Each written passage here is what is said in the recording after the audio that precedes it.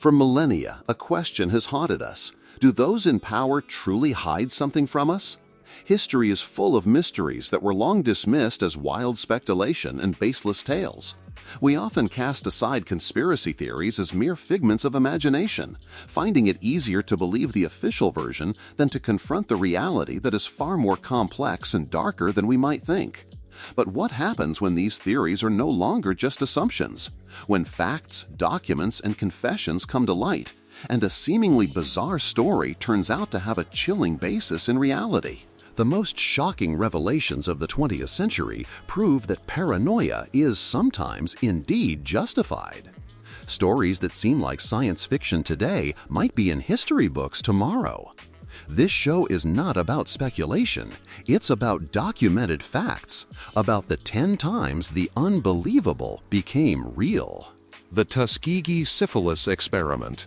In the 1950s and 1960s in America, a belief circulated by word of mouth that the government was secretly conducting medical experiments on black communities. Rumors were particularly persistent that the United States Public Health Service was secretly infecting people and monitoring the progression of the disease, all under the guise of scientific research. This wild theory was often associated with a case in Tuskegee, where doctors allegedly used black men as test subjects. The official narrative stated that the government always served the interests of the people, so such notions were seen as undermining faith in medical science and were strongly rejected. However, deep distrust was rooted in African American communities, as they had frequently been victims of exploitation and manipulation throughout history, providing fertile ground for suspicion. The truth was shockingly revealed in the early 1970s, exactly 40 years after the experiment began. An internal whistleblower, Peter Buxton, who worked for the Public Health Service, contacted a journalist at the New York Times and exposed the secret program. Documents brought to light during the investigation revealed that the government had indeed studied the long-term effects of untreated syphilis.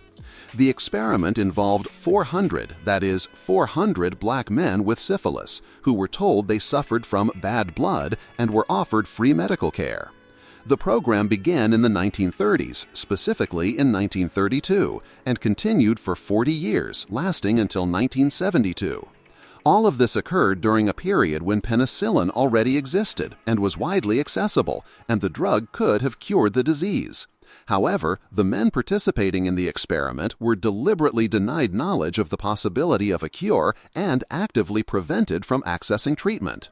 Many developed severe health problems, and some even died as a result of the untreated disease. The shocking fact that this incredibly unethical experiment could even take place shattered the trust of an entire generation and solidified deep-seated mistrust towards government institutions, especially within the African American community. Following congressional hearings, the United States government officially acknowledged the experiment, apologized to the participants and their families, and launched a compensation program. The Tuskegee experiment became one of the darkest chapters in bioethics, highlighting the dangers when scientific research overrides human rights and moral norms. 9th place. The CIA recruited the media. Operation Mockingbird. During the most intense period of the Cold War, in the 1950s and 1960s, a widespread rumor claimed that the Central Intelligence Agency, CIA, was not only engaged in foreign intelligence, but also actively influencing the American press and public opinion. The accusation was that the CIA secretly recruited American journalists and major media corporations to publish news that served government interests and promoted anti-communist propaganda.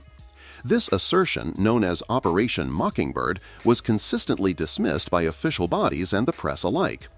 Investigative journalists and activists continuously tried to prove the claim, but the CIA always denied the accusations, and the media consistently distanced itself from the matter, labeling it a conspiracy theory. At the time, intelligence publicly relied on technical means and traditional human intelligence gathering. The idea of a free press did not accommodate the notion of government manipulation. However, the theory was confirmed in the mid-1970s by documents released by the so-called Church Committee. The Church Committee was a U.S. Senate committee led by Senator Frank Church, which investigated the illegal and unethical activities of the CIA and other American intelligence agencies. During the committee's hearings, documents came to light revealing that the CIA had indeed operated an extensive network through which it used journalists, media owners, and publishers in its covert operations. In the early 1970s, an internal whistleblower, Carl Bernstein, a Washington Post journalist, brought the matter to public attention, sparking a huge scandal. The revelations indicated that more than 400 American journalists secretly worked for the CIA, many of them for the largest and most influential newspapers or channels. Abroad, the agency also used prestigious newspapers like the New York Times and CBS News for propaganda purposes. Although the program was officially discontinued in the mid-1970s, the fact that the United States government secretly manipulated the free press profoundly shook American society and faith in democracy. The revelation reinforced the slogan, "Don't trust the news," fundamentally changing the relationship between the public and the media.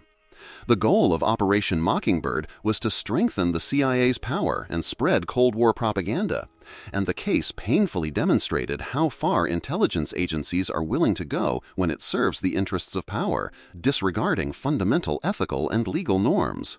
8th place, the Operation Northwoods Plan. In the early 1960s, after the Cuban Revolution, when Cold War tensions were at their peak and the Kennedy administration was using every means to remove Fidel Castro from power, rumors circulated that the American military had prepared a plan to simulate terrorist attacks on American soil and blame them on Cuba's leader, Fidel Castro. The goal would have been to outrage the American public and gain authorization to launch a war against Cuba. This theory was considered an exaggeration and ridiculous by many in the paranoid atmosphere of the Cold War. The government publicly condemned terrorist attacks, and it seemed unimaginable that they would plan actions against their own citizens. The reality, however, was more shocking than the wildest fantasies. The government classified the documents, but in the early 2000s, with the declassification of files related to the assassination of President John F. Kennedy, particularly under the Kennedy Assassination Records Collection Act of 1992, the full Operation Northwoods Plan came to light. Confidential reports revealed that the Pentagon had indeed considered carrying out attacks against its own population. The plan, which was approved by the Joint Chiefs of Staff, America's highest-ranking military leaders, included astonishing points, such as blowing up an American passenger plane, an innocent airliner full of American citizens, and simulating fake terrorist attacks committed by terrorists. According to another version of the plan, American soldiers would have been killed, and the killers would have posed as Cubans, thereby creating a legal basis for military intervention. These plans were extreme examples of false flag operations.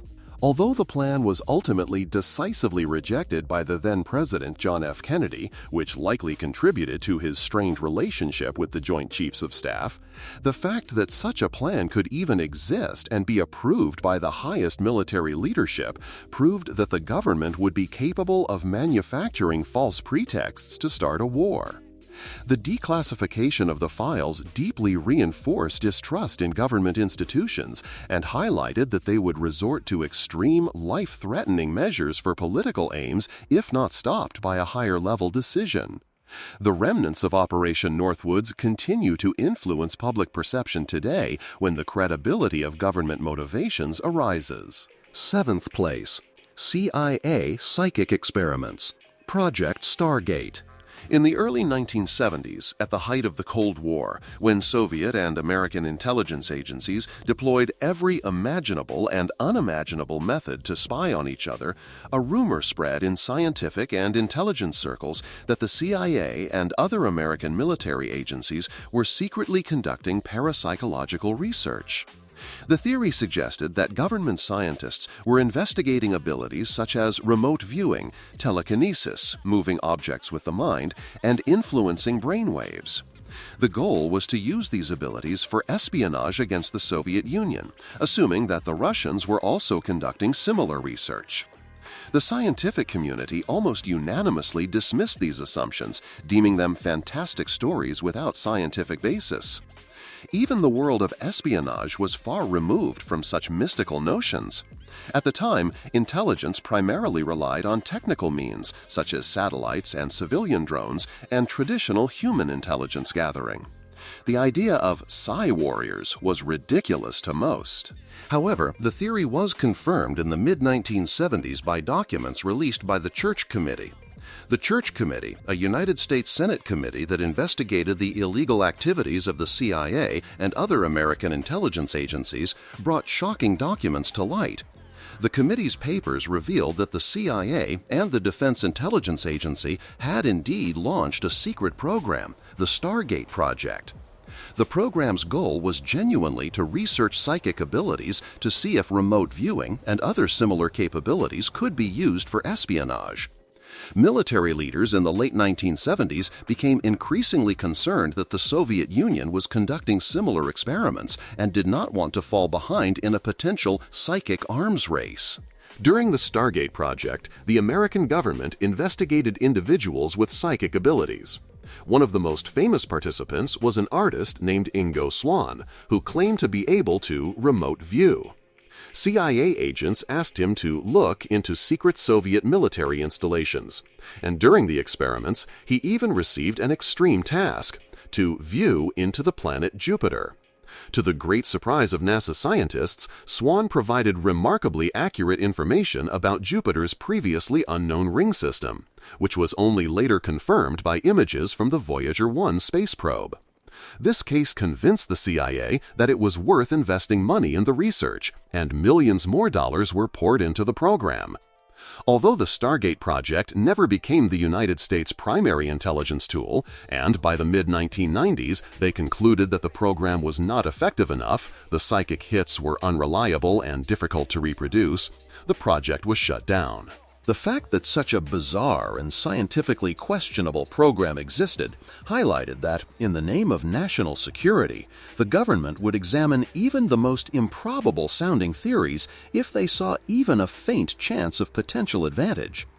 This revelation sparked new skepticism about government programs and reinforced the view that the scale and nature of secret programs go far beyond what the public can imagine.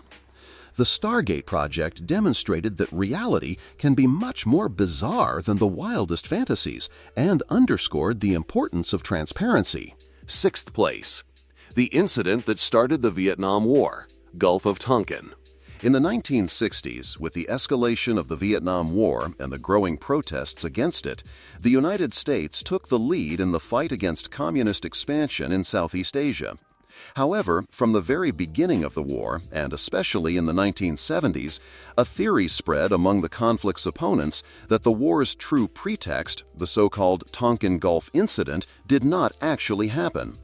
The official narrative stated that the Vietnamese had attacked American warships in the Gulf of Tonkin. The American military leadership, particularly Secretary of Defense Robert McNamara and President Lyndon B. Johnson, publicly claimed that U.S. warships were attacked twice, once on August 4, 1964, and again confirming the hostility on August 5th. In response to these unprovoked attacks, the President sought and received authorization from Congress for the widespread use of military force in the form of the Tonkin Gulf Resolution. This resolution essentially gave the President a free hand to expand military operations in Vietnam, leading to the massive escalation of the Vietnam War and the deaths of millions of soldiers and civilians, causing immense social and political trauma. However, opponents of the war questioned the reality of the incident from the outset. They claimed that the government intentionally spread false information to gain the political and social support needed for the war.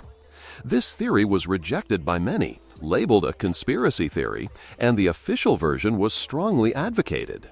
The truth, however, was revealed in an internal military intelligence memo, the notorious Pentagon Papers, that the second alleged Vietnamese attack on August 4, 1964, never occurred.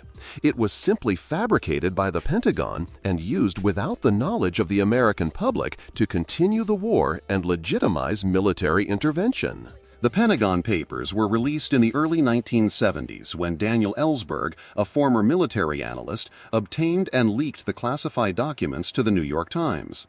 These secret papers unequivocally proved that the government had intentionally misled the public for many years regarding the causes and conduct of the war. The memos revealed that the Vietnamese were not organized enough to carry out 2 attacks against the Americans, and the military also knew that the Vietnamese were weak and likely incapable of such a provocation. The revelation of the documents caused a serious political crisis for the Nixon administration and greatly contributed to the growing public outrage against the Vietnam War, ultimately leading to the war's end. The revelation reinforced the view that the government is willing to spread lies for its political goals, and showed that wars often occur not for national defense, but for political power or ideological conviction. This case is one of the most powerful pieces of evidence that false flag operations exist and that deceiving the public can be part of the arsenal of war propaganda. 5th place, the Watergate scandal. In the early 1970s, at the height of the Cold War, paranoia increasingly gripped American political life. For Richard Nixon, the then president, retaining the presidency was the primary goal for his campaign team at any cost. Widely circulated rumors suggested that the president and his top advisors were secretly spying on their political opponents, and that illegal activities were being directed from the White House. These doubts and accusations, however, were largely disregarded, and the mainstream media often dismissed the charges as baseless conspiracy theories put forth by skeptical, angry youths critical of politics. The official narrative maintained that the government upheld legal order and would never stoop to monitoring or sabotaging its political opponents. However, the deep-seated distrust finally gained a shockingly real basis through a seemingly banal yet pivotal event. In 1972, precisely on June 17th at 2 o'clock in the morning, 5 men broke into the Democratic National Committee's office located in the Watergate building in Washington. The burglars' objective was to plant listening devices and gather data on the Democratic Party's strategies. The break-in was initially treated by the press as a simple criminal case, but 2 young yet extremely determined journalists from the Washington Post, Bob Woodward and Carl Bernstein, were not satisfied with the official explanation. The 2 journalists relentlessly investigated, working through nights, and uncovered clues that led directly to the White House, to Nixon's campaign team, the committee to re-elect the president. During their investigation, they received increasing amounts of secret information from a confidential source, whom the media dubbed Deep Throat, and who was later revealed in 2005 to be W. Mark Felt, the deputy director of the FBI. It became clear that the break-in had occurred at the behest of Nixon's campaign team and was executed by a group of plumbers directed from the White House, belonging to the president's inner circle, whose task was to stop leaks and discredit political opponents. The scandal escalated when the president attempted to conceal the matter and pressured the investigation, which ultimately reached the highest levels. Nixon denied any White House involvement, but the most conclusive evidence was a collection of secret tape recordings that he himself had made in the White House of every conversation. The Supreme Court ruled 8-0 against Nixon, ordering him to hand over the recordings. The tapes unequivocally proved that the president and his advisors were involved in the cover-up and illegal activities. The confirmed conspiracy finally escalated to the point where Congress initiated impeachment proceedings against the president. Nixon resigned on August 9, 1974, before the proceedings were completed, thereby avoiding impeachment. This was the first and, to this day, the only instance in United States history where a president resigned from office due to such circumstances. The Watergate scandal was not merely a criminal case. It fundamentally changed the relationship between the public and government institutions. It proved that political power is capable of circumventing laws and that abuses of power can be challenged with the help of the press and the courts. The case reinforced the theory of suspiciously behaving power and showed that even the most shocking theories can turn out to be real. The word Watergate has since become synonymous with political scandals and government revelations. Fourth place, CIA secret drug experiments, Project MK-Ultra. In the 1950s, in the shadow of Cold War tension and the communist threat, American intelligence became increasingly concerned about Soviet mind control techniques. Suspicions arose that the Soviets might be capable of manipulating human consciousness and brainwashing prisoners of war into spies and assassins. This fear, intensified by the alleged brainwashing of American soldiers captured in the Korean War, provided sufficient justification for the Central Intelligence Agency, CIA, to launch a bizarre and highly unethical program. The program, dubbed Project MK-Ultra, began in 1953 and aimed to explore the possibilities of controlling and manipulating the human mind. This included developing interrogation techniques, breaking resistance, and even inducing amnesia. The theory that the CIA was secretly conducting psychedelic experiments on American citizens long seemed to be merely the fantasy of paranoid individuals and believers in government conspiracies. Even to the most skeptical Americans, it seemed unbelievable that their own government would secretly experiment with drugs on its citizens, often without their knowledge or consent. However, the truth came to light in the mid-1970s during the Church Committee investigation. Through committee hearings and the declassification of secret documents, it was revealed that the CIA had indeed operated an extensive program involving psychotropic experiments which continued until the 1960s, specifically until 1973. Although the program was formally terminated in 1973 by Richard Helms, the then director of the CIA, who ordered the destruction of relevant documents, many records survived, and the Church Committee gained access to them. During MK-Ultra, the CIA unknowingly administered LSD, marijuana, mescaline, and other mind-altering substances to participants in the experiments.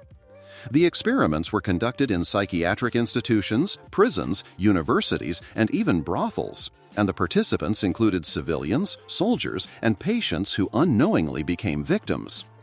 Subjects were often subjected to sensory deprivation, electroshock therapy, and hypnosis.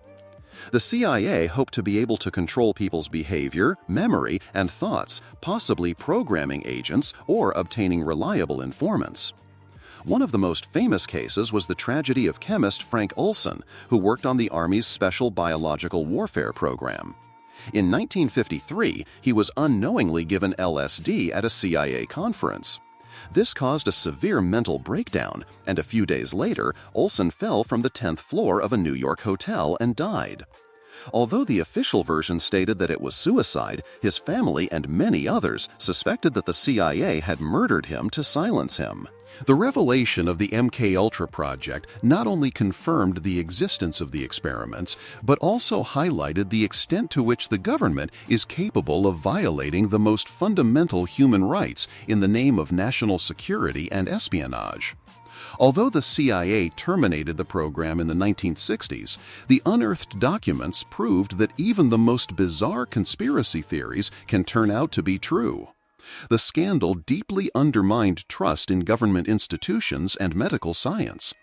MK-Ultra remains to this day one of the darkest and most reprehensible chapters in modern history, shedding light on how far governments are willing to go in the struggle for power and what happens when there is no adequate oversight and accountability. Third place, CIA LSD experiments on black communities. The 1960s in the United States marked an era of civil rights movements and radical social changes. While charismatic leaders like Dr. Martin Luther King Jr. and Malcolm X fought for the equality and liberation of black communities, often through peaceful yet determined means, the American government, particularly the Central Intelligence Agency, CIA, grew deeply concerned about increasing racial tensions and the growing organization within black communities. The official stance was that the government acted in defense of national security against internal threats. However, black civil rights leaders and activists such as Martin Luther King Jr. or members of the Black Panther Party deeply suspected that the government was secretly attempting to undermine their movements and destabilize black communities. These suspicions were often categorized as wild theories and dismissed by most journalists and analysts, as it seemed simply unbelievable that the American government would resort to such severe, illegal, and unethical actions against its own citizens. It was assumed that these accusations were merely products of racist propaganda or the unfounded fears of radical groups. Yet Cold War paranoia escalated fears to the point where the CIA resorted to seemingly the most absurd methods to counter the internal enemy. However, in the mid-1970s, during the Church Committee hearings on the CIA's secret programs, this very assumption was confirmed, and the previously wild theory became a chilling reality. Documents released in the mid-1970s and testimonies from internal informants confirmed that the CIA had indeed conducted secret experiments within African American communities. The CIA had previously experimented with LSD and other mind-altering substances within the framework of Project MKUltra, which aimed to discover ways to control the mind, make interrogation more effective, and even alter personality. These earlier, highly unethical experiments were conducted in American universities, prisons, and hospitals, often on unknowing subjects, including patients, mentally ill individuals, and convicts. However, the specific experiments targeting black communities came to light in the late 1970s during congressional hearings. The congressional investigation revealed that the CIA secretly attempted to use drugs to discredit key figures in the civil rights movement, disrupt community organizations, and weaken radical political organizations within black communities. One of the most shocking instances confirmed in Congress was that the CIA tried to impede Dr. Martin Luther King Jr.'s ecclesiastical and political activities while continuously wiretapping and observing him. The documents showed that the CIA secretly administered LSD and other psychedelic drugs to members of the black community in the late 1960s to observe their reactions to the drugs and how their behavior could be influenced. The goal was to internally destabilize community members, creating internal tension and chaos, thereby weakening civil rights movements and their unity. The reality of this theory was further supported by the fact that in the late 1960s, numerous civil rights leaders died under suspicious circumstances or suffered nervous breakdowns, which raised many questions at the time. The unearthed data revealed that the CIA, in cooperation with the infamous COINTELPRO program, worked together with the Federal Bureau of Investigation, FBI, to weaken black communities. The COINTEL program aimed to discredit, divide, and dismantle black nationalist groups such as the Black Panther Party. But the LSD experiments represented an entirely different, much darker level. These actions were utilized as an extension of psychological warfare, specifically targeting the most vulnerable groups. The CIA deliberately targeted black communities, falsely believing that black individuals were the more vulnerable and more easily manipulated groups in society due to their historical disadvantages and poverty. The experiments involving psychologists, doctors, and other specialists highlighted the government's deeply rooted racist mindset and their willingness to sacrifice the most fundamental moral norms of human life and human rights in the name of power, trampling on individual autonomy and dignity. The aftermath of this confirmed theory is extremely significant and long-lasting. The revelation created deep and enduring distrust within the African American community towards government institutions, including the healthcare system, law enforcement, and political leadership. This distrust is still palpable today and explains why there is a certain fear and suspicion within the black community towards, for example, the coronavirus vaccine or healthcare systems in general. The fact that the government secretly used drugs against its own citizens, furthermore driven by racist motives, made the program one of the darkest chapters in human history. The revelation showed that even the most extreme-seeming conspiracy theories can turn out to be real, especially when they occur under the veil of secrecy and without independent oversight mechanisms. The program reminds us that public scrutiny and press freedom are the most effective weapons against the abuse of power, and dark, hidden programs must eventually be exposed for society to learn from its mistakes and strengthen democratic institutions. The NSA Mass Surveillance Program. In the early 2000s, after the September 11th terrorist attacks, the American government implemented a policy of war on terror in the name of national security. Citing the events that shook the entire world, the official narrative stated that in order to combat terrorists, the government introduced stricter controls and granted much greater powers to national security agencies, such as the National Security Agency, NSA, the Central Intelligence Agency, CIA, and the Federal Bureau of Investigation, FBI, for their domestic and international intelligence activities. According to the official stance, the NSA exclusively monitored the communications of foreign terrorists, and under no circumstances did it monitor the private, personal data of citizens, their phone calls or digital correspondence. However, a theory increasingly spread on internet forums and the dark web, suggesting that the government, under the pretext of fighting terrorism, had secretly launched a remarkably extensive global mass surveillance program. The theory claimed that the NSA and other intelligence agencies secretly collected phone calls, emails, internet browsing data, and other digital communications, not only from foreigners but also from American citizens, thereby violating constitutional rights. The official position was that such accusations were baseless, and the government's slogan, "Liberty for Security," proved that the government only imposed restrictive measures in the fight against terrorism, but these did not affect the privacy of average citizens. This assumption, mockingly labeled a tinfoil hat theory by skeptics, was widely dismissed as unfounded paranoia. This tinfoil hat theory instantly became a reality and shocked the entire world when, in 2013, an internal whistleblower, Edward Snowden, leaked the classified documents. Edward Snowden, a former contract employee of the National Security Agency, worked as a national security and data security expert for the CIA and NSA. The in-depth knowledge he gained during his work and his growing moral doubts about the program led him to conclude that the government, citing national security, had launched and operated a secret program that severely violated fundamental human rights, privacy, and civil liberties. Snowden decided to risk his own life, career, and future by exposing thousands of classified documents through journalists from the British Guardian and the American The Washington Post.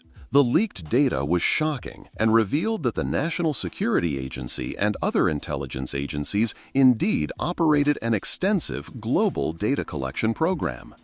The most infamous of these revelations was the PRISM program, under which the government secretly, without judicial oversight or public knowledge, collected data directly from the largest American internet companies such as Google, Facebook, Apple, Microsoft, Yahoo, and AOL, including emails, chats, video calls, photos, and documents.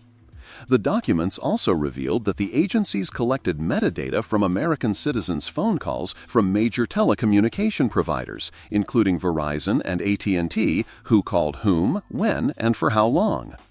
The collected data was fed into a database called XKeyscore, which allowed the government to track users' online activities from phone conversations and emails to social media activity with minimal justification and undue access. XKeyscore was essentially a tool that allowed NSA analysts to filter and analyze vast amounts of internet data from around the world, including data belonging to American citizens. The Snowden files caused a massive global uproar, and the revelations triggered a serious political and diplomatic crisis. International public opinion and the media alike condemned the government's surveillance programs. Following the release of the data, a fierce debate began about the right to privacy versus the delicate balance with national security. Technology giants involved in the government surveillance programs, often under duress due to secrecy clauses, were forced to admit their participation in the program and attempt to restore user trust, for example by promising greater transparency.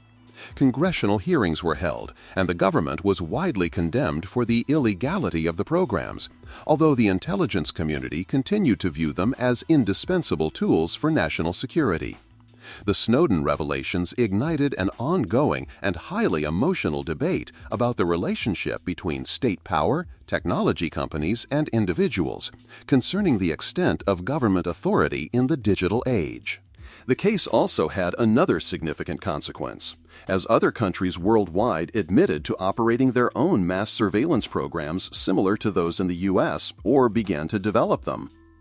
The revelations continued even after Snowden fled to Russia, where he was granted asylum, and more documents were released through WikiLeaks, further refining the picture of the extent of global surveillance. The exposure of the NSA's mass surveillance program was one of the most significant events of the 21st century. The case showed that modern technology allows the government to conduct surveillance on a scale previously only possible in science fiction novels, and virtually all of our digital footprints can be recorded. The incident highlighted how vulnerable privacy is in the digital age, and that governmental power is capable of launching secret programs without public knowledge, fundamentally affecting the lives of citizens. The revelation fundamentally changed the relationship between the public and government institutions and reinforced the increasingly widespread idea that power must always be viewed with suspicion. The case proved that paranoid individuals can indeed be right, and even the most shocking theories can turn out to be true. Edward Snowden, who was considered a traitor by the government, became a hero for many in the modern era, willing to sacrifice his own freedom for the public good and for transparency, drawing attention to a problem that remains one of the greatest challenges for digital societies today. First place, the secret UFO files, UAP revelations. For decades, from the post-Second World War period right up to the 21st century, claims regarding the existence of UFOs, unidentified flying objects, or more recently UAPs, unidentified aerial phenomena, were almost universally relegated to the category of the most outlandish conspiracy theories. Official explanations consistently parroted that eyewitnesses were making mistaken identifications, seeing meteorological balloons, rare atmospheric phenomena, airplanes, drones, or simply optical illusions. The military and government agencies, particularly the United States Air Force and the Pentagon, sought to cover up every highly publicized and seemingly inexplicable incident with scientific explanations, or at least with dismissive statements, often involving clear misdirections similar to the Roswell incident. They claimed that the phenomena posed no national security risk and that related rumors were mere fantasias spread by paranoid individuals. However, public distrust ran deep, especially among pilots, soldiers, and intelligence personnel who had first-hand experience with unexplainable phenomena. Public opinion was also fueled by the government's often too quick and too firm refutations of these phenomena, while numerous eyewitness accounts and seemingly credible reports surfaced. Yet suspicion and the wild theory became reality in the late 2000s, and then in 2017 with an unprecedented disclosure by the American media and government. The turning point came with the revelation of a secret Pentagon program, the Advanced Aerospace Threat Identification Program, ATIP. The program was launched in 2007 by Harry Reid, then Senate Majority Leader, with the goal of officially investigating unidentified aerial phenomena. Although the program was allegedly shut down in 2012, according to secret sources, the research actually continued. The real breakthrough came in 2017 when the New York Times published a sensational article about the Pentagon's secret UAP program and released 3 videos from the U.S. Navy depicting unidentified aerial phenomena, UAPs. These videos, FLIR 1, Gimbal, and Go Fast, were genuine, authentic recordings from American fighter jet cameras, showing objects moving at incredible speeds, executing instant changes in direction contrary to known laws of motion for flight, and lacking visible wings, propulsion systems, or exhaust. These recordings were later officially acknowledged as authentic by the Pentagon. The revelations did not stop there. Over the past few years, the American government has shown increasing transparency on the issue of UAPs. In 2020, the Pentagon established the UAP Task Force. And then in 2022, the All-Domain Anomaly Resolution Office, AARO, with the goal of collecting and analyzing all data on unidentified phenomena observed by the U.S. military and intelligence. In 2021, the Office of the Director of National Intelligence, ODNI, released the first official report on UAPs to Congress. This report acknowledged that numerous UAP sightings remained unexplained and did not rule out the possibility of phenomena of unknown origin. The most dramatic turning point occurred in 2023 when David Grush, a former intelligence officer and former member of the UAP task force, testified publicly before Congress. Grush claimed that the U.S. government had been secretly, illegally, and without the knowledge of Congress, operating programs for decades that collected and analyzed non-human origin vehicles, i.e., alien spacecraft, and had even recovered biological samples from them. According to Grush's claims, the government actively obstructed public and congressional access to this information, maintaining a decades-long cover-up operation. Grush's detailed sworn testimony and the fact that Congress took his claims seriously clearly became the most important validation of the paranoid theory. His testimony was corroborated by other intelligence officers, military pilots, and veterans who themselves witnessed UAP phenomena or had knowledge of the secret programs. The revelation of the UFO conspiracy theory, which was one of the greatest mysteries of the 20th and 21st centuries, has far-reaching consequences. Lack of government transparency. The most important lesson is that governments have for decades concealed and misled the public about a phenomenon that could potentially fundamentally alter humanity's worldview. This undermines trust in government institutions and official narratives. Science and the phenomenon, which previously dismissed the existence of UAPs, is now compelled to take the phenomenon seriously, and research is becoming more open, fundamentally shaking the category of scientific fantasy. Security implications. The fact that unidentified objects are moving in controlled airspace could pose a serious national security risk. Of the cases included in the latest UAP reports, 171 were classified by the military as unknown, meaning that even they do not know what these objects are or who controls them. This raises serious national security questions and highlights that the government may not necessarily be able to guarantee full control of its airspace. One of humanity's biggest questions, are we alone in the universe, has suddenly become much more real. This realization could have far-reaching social, philosophical, and religious implications. The UAP revelations have shown that even the most extreme-sounding conspiracy theories can become reality, and under the veil of secrecy, governments can hide vast amounts of information from the public.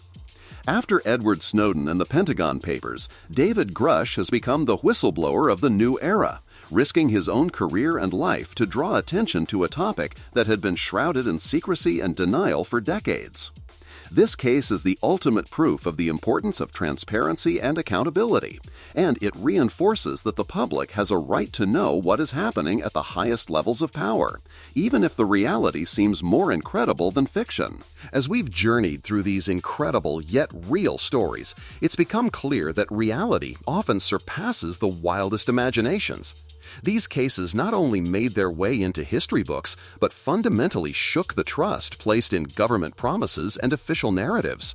The lesson from the 20th and 21st centuries is clear. Secrets don't stay hidden forever, and transparency is essential for a healthy society. Let this show be both a warning and a call for critical thinking.